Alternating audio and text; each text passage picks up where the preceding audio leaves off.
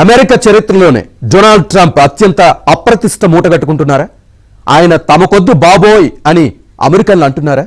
Trump 100 రోజుల పాలన ఎలా ఉంది? దేశాన్ని సర్వనాశనం చేశారా? Watch this report.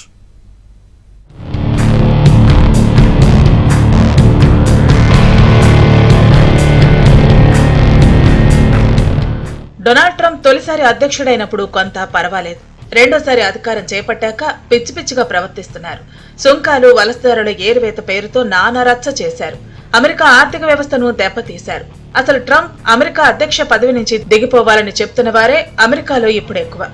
కనీసం 40% మంది కూడా ట్రంప్ అధ్యక్ష స్థానంలో ఉండాలని కోరుకోవటం లేదు.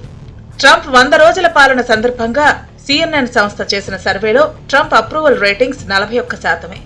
70 ఏళ్ల క్రితం ఐసన్ హోవర్ తర్వాత అత్యల్ప అప్రూవల్ రేటింగ్స్ మూటగట్టుకున్న నేత డొనాల్డ్ ట్రంప్ కావటం విశేషం. మార్చితో పోలిస్తే ట్రంప్ వద్దని చెప్పేవారు బాగా పెరిగారు. ఫిబ్రవరి నుంచి ఇప్పటి వరకు ఆయన రేటింగ్ 7% తగ్గింది. కేవలం 22% మందే ట్రంప్ బాగా పనిచేస్తున్నారంటూ గట్టిగా చెప్పారు. 45% మంది ట్రంప్ వెంటనే అధ్యక్ష బాధ్యతల నుంచి దిగిపోవాలని కోరుకుంటున్నారు.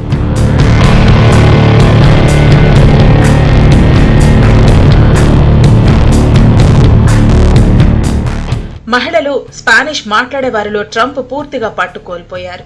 అటు రిపబ్లికన్, ఇటు డెమోక్రటిక్స్ కాని వారిలో ట్రంప్ రేటింగ్ 31%కి పడిపోయిందంటే పరిస్థితి అర్థం చేసుకోవచ్చు. స్టాక్ మార్కెట్లు పతనం, ఆర్థిక వ్యవస్థ అస్తవ్యస్తం, ధరలు పెరగటంతో అమెరికాలో మధ్యతరగతి కుదేలైంది. ట్రంప్ ఆర్థిక విధానాలను కేవలం 39% మంది సపోర్ట్ చేస్తున్నారు. మిగతా వారు వ్యతిరేకిస్తున్నారు. ట్రంప్ మొదటిసారి అంటే 2017లో బాధ్యతలు చేపట్టినప్పుడు తొలి 100 రోజుల్లో 42% మంది ఆయన నాయకత్వాన్ని ఆమోదించారు. ఇప్పుడు ఆ శాతం 39%కి పడిపోయింది. చరిత్ర గమనంలో ఒక సహజమైన పరిణామం. ఎందుకంటే ఇప్పుడు అమెరికా ఉన్న పరిస్థితి చాలా అగమ్యగోచరమైనటువంటి ఆర్థిక వ్యవస్థని ట్రంప్ వారసత్వంగా పొందాడు. టారిఫ్లు పెంచడం ద్వారా ప్రపంచంలో అమెరికాని మళ్ళీ నిలబెడతానని ఇట్లాంటి ఒక విచిత్రమైనటువంటి విన్యాసాలు ట్రంప్ చేస్తా వచ్చిన క్రమంలో అది బెడిసి కొట్టి ఆఖరికి అమెరికా ప్రజలకి అది నష్టం చేస్తుంది. ఈ క్రమంలోనే అమెరికా ప్రజల్లో ట్రంప్ పట్ల వ్యతిరేకత పెరుగుతుంది. ఉదాహరణ, మన టారిఫ్లు వేయటం మొదలుపెట్టగానే విపరీతంగా టారిఫ్ యుద్ధం మొదలుపెట్టి దానిలో వెనక ముందు రకరకాలైన గందరగోళాలు జరుగుతున్న క్రమంలో అమెరికా షేర్ మార్కెట్లు దారుణంగా పతనమైంది. అమెరికాలో షేర్ మార్కెట్లో ఇన్వెస్ట్ అయి ఉండేవాళ్ళు చాలామంది షేర్ మార్కెట్లో పెట్టుబడులు పెడతారు. అమెరికన్ ఆస్తుల్లో, అసెట్స్లో 25-26% షేర్ మార్కెట్లో ఉంటాయి. ఇట్లాంటి షేర్ మార్కెట్లో పతనం అంటే అది అమెరికా ప్రజలకి అశనిపాతం. ఆ కారణం చేత ట్రంప్ మీద వ్యతిరేకత పెరిగింది. ఈయన టారిఫ్ యుద్ధ క్రమంలో మార్కెట్లు పతనం కావటం ప్రజల ఆగ్రహం తెప్పించింది ట్రంప్ పట్ల. దానివల్ల ట్రంప్కు వ్యతిరేకత పెరిగింది. మొన్న ఎన్నికల్లో ట్రంప్ కు ఓటేసిన వారు సైతం ఇప్పుడు బాధపడాల్సిన పరిస్థితి. ఉద్యోగాలు కోల్పోవడానికి, ధరలు పెంచడానికే ట్రంప్ కు ఓటేశామా అని బాధపడుతున్నారని సర్వేలో తేలింది. ట్రంప్ నియామకాలు కూడా సరిగా లేవంటున్నారు 54% మంది అమెరికన్లు. ట్రంప్ విధానాల వల్ల అమెరికా రిస్క్ లో పడిపోతోందని ఏకంగా 57% మంది అభిప్రాయపడుతున్నారు. ట్రంప్ ఫారెన్ పాలసీకి 39% మంది మద్దతిస్తుండగా 60% వ్యతిరేకిస్తున్నారు. ట్రంప్ జారీ చేసిన ఎగ్జిక్యూటివ్ ఆర్డర్స్ సైతం కోర్టు కేసుల్లో చిక్కుకున్నాయి. చాలా వాటిలో వ్యతిరేకంగానే కోర్టు ఆర్డర్స్ వస్తూ ఉండటంతో ఆయన వెనక్కి తగ్గుతున్నారు. యూటర్న్ అంకుల్గా పేరు తెచ్చుకున్నారు. CNN పోల్లో 1678 మంది పాల్గొన్నారు. వారంతా 17 నుంచి 24 ఏళ్ల మధ్య వయస్కులే. It's going to be very interesting. We're going to meet with a lot of the foreign leaders. They want to meet. Trade deals are going very well. I think Russia and Ukraine, I think they're coming along, we hope. It's very fragile. And Iran, I think, is going very well. We'll see what happens. We're working on plenty of things that shouldn't be worked on because none of this stuff should have happened.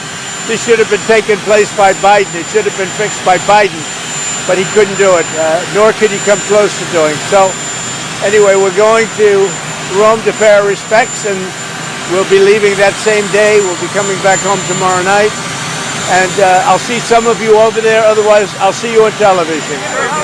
They're meeting with Putin right now as we speak, and we have a lot of things going on, and I think in the end we're going to end up with a lot of good deals, including tariff deals and trade deals. We're going to make our country rich, but we're going to try and get out of war so that we can save 5,000 people a week. ABC News, the Washington Post పోల్లో గత 80 ఏళ్లలో ఏ America అధ్యక్షుడికి లభించని అత్యల్ప ratings నమోదు చేసుకున్నారు Trump. Longer research associates పోల్లో పాల్గొన్న వారిలో 72% మంది Trump వల్ల ఆర్థిక మాంద్యం వస్తుందని నమ్ముతున్నారు. ఈయన బాధ్యతలు చేపట్టాక అగ్రరాజ్య ఆర్థిక వ్యవస్థ దిగజారిందని నమ్ముతున్నారు.